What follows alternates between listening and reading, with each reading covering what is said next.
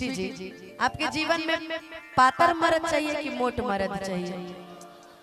पूछ लेते हैं इनसे। पातर मोट हर चीज का ए भाई एक मिनट, ई कौन पातर होला हो? एकर मतलब तो कुछ और कहल जाला का जी? एकर कौन पातर मर्द चाहिए? कोनो मर्द पसंद बा? हैं? अरे अरे अरे रुको रुको रुको रुको मर्द रुको रुको, का नाम है तोहार? अरे नामुआ बताओ ना मर्द। इधर सुनिए। सुमित, अच्छा सुमित नाम है। ए सुमित जी के तनी हाँ ये पातर और मोट कहो तनी। अब पातर मिले चाहे मोट मिले, अब खरबूजा चाकू पे गिरे चाहे चाकू खरबूजा पे गिरे, कोटी तो खरबूजे में गिरे। ये मुझे समझ में नहीं आया क्योंकि मैं तो भी पर्सनालिटी की बात कर रही थी, आप कहीं और ही घुसड़ गए। छोड़िए जाने दीजिए। नहीं मैं क्या नाम है आपका? ए सुमित आई बो ए हमार बॉयफ्रेंड बन बा।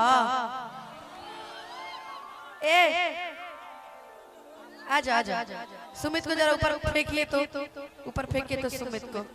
वाह सुमित, सुमित आ गए तो समझ जाएंगे आज। वाह, जानती हैं पातर पिया का क्या मतलब होता है? हम बताएं कि पातर पिया में बाटे नरजी रामा, धरे त छोड़े नहीं करके तनो अरजी रामा। पातर जो पियावा होते हैं ना, अक्सर आर्मी की तैयारी करते हैं, आपको दिख जाएंगे। तो आर्मी की तैयारी वाले वैसे भी बहुत मजबूत होते हैं। अब देखिए ये मूछ वाले चाचा है ना, सबसे ज्यादा एनर्जी इन्हीं में होगा। क्या चाचा जी? वाह, क्या समझती हो तुम? हैं लंकेशनी, क्या समझती हो तुम? क्या बात, आपकी मूछें बड़ी स्मार्ट लग रही है।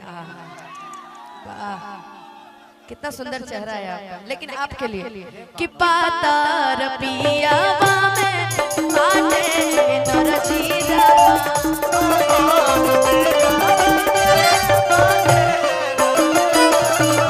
धरे त छोड़े नहीं करके तनो अरजी रामा।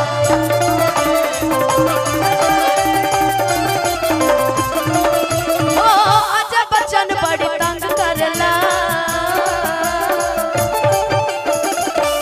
पिया धरला तजिया डरला, धरला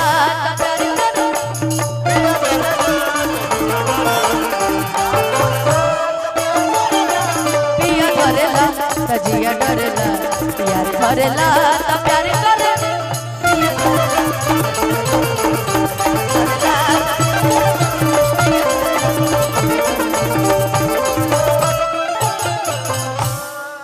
कि पिया धरला हम जानत रही कितना देर से ठुमका ना लगैनी हो, तब मन के ओके खुश ना भइल है।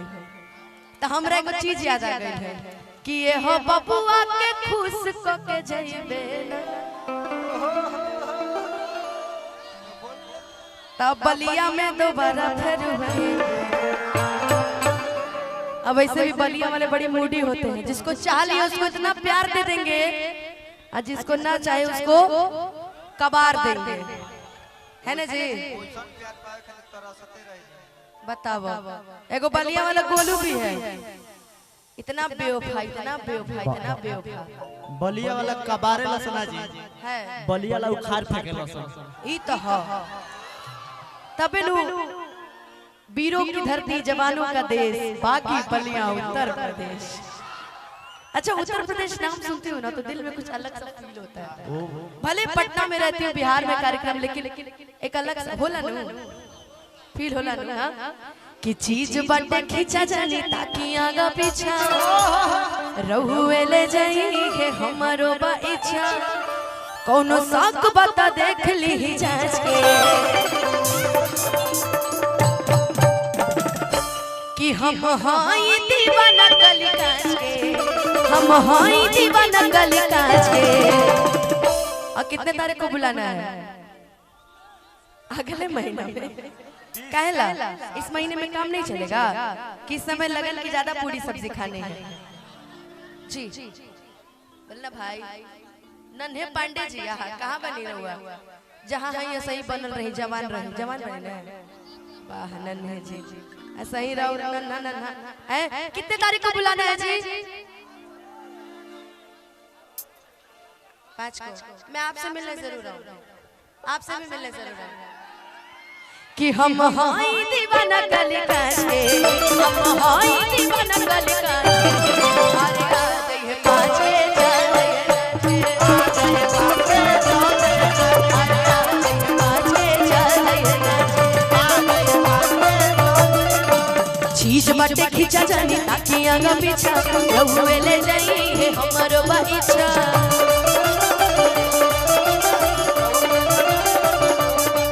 कौन सबको बता देख ली चाच के कि हई हवन दीवाना गली काच के, कि हई हवन दीवाना गली काच के, अरे आ जाइए 5 के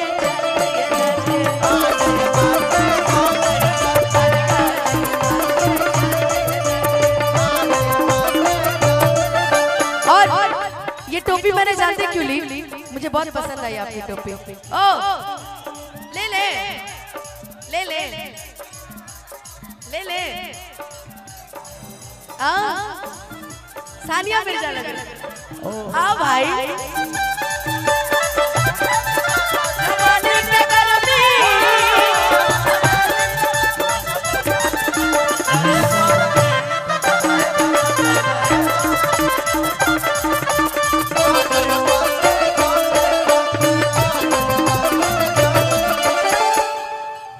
अरे आशा में दासा बिगड़ले रहुआ पानी,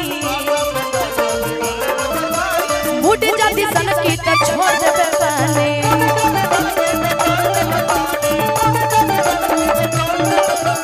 ऐसे ना नजर करे जा पता नहीं, ये हमारे स्टाइल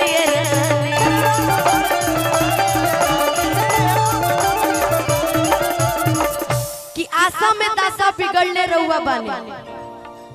आई है हमारे स्टाइल ये रहे, आई ऐसे ना नजर करे जा पता नहीं, हम मूड जदी सन की तो छोड़ देबे।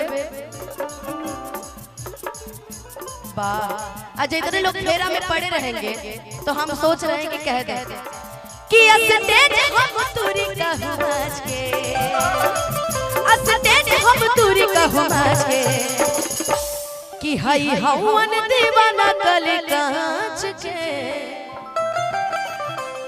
कि हई हवन दीवाना गली कांच के, हई हवन दीवाना गली कांच के, अरे आ जाइए 5 के चल जाइए नाच के, अरे आ जाइए 5 के चल जाइए नाच के।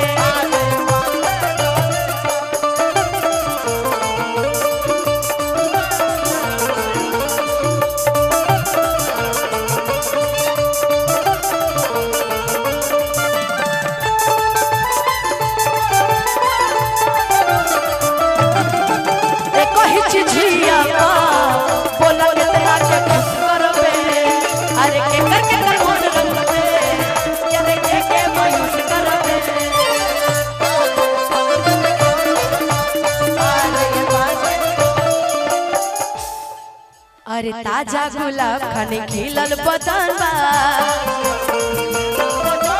एही से पीछे तोरा पागल कमाना।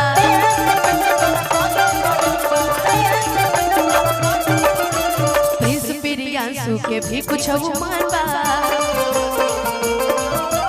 फेरा में धरे भी सवास रोशन बा।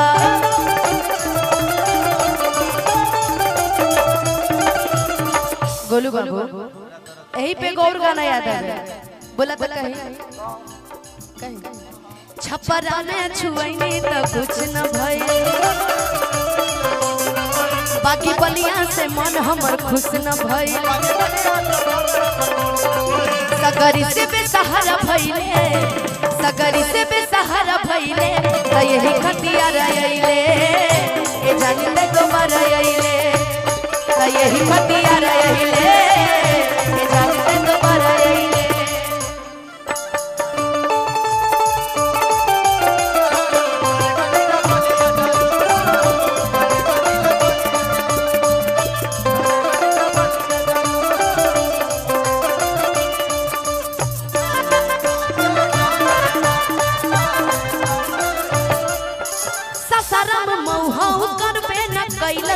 आ गई पटना में ससरम महुआ करबे न कैलस आ गई पटना में। लड़कियां कहते हैं कि इतना मन रहे कि ससरम महुआ करबे न कैलस आ गई पटना में कि तोहर मन नहीं भर पाई अतना में। हम जानता नहीं सब पड़े कतना में खाली घूम के गुजारा कइले खाली घूम के गुजारा कइले त यही खतिया रहिले ए जान से तो मरइले त यही खतिया रहिले ए जान से तो मरइले।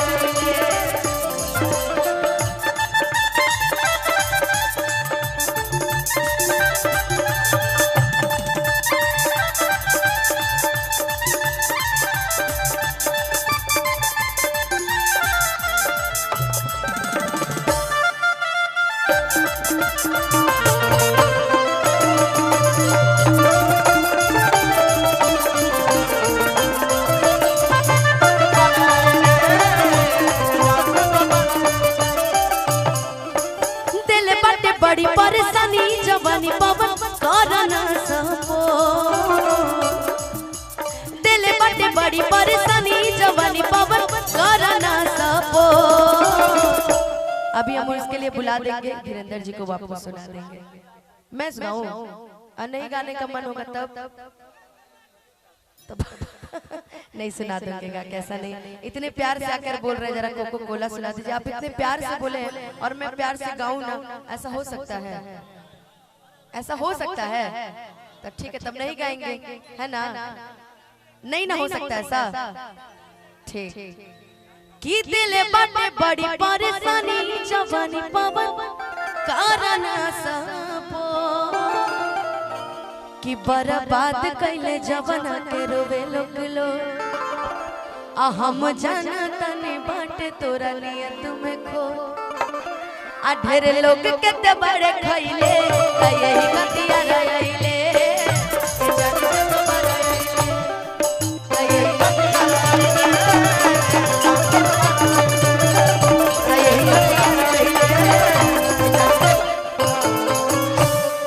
देखिए हमरा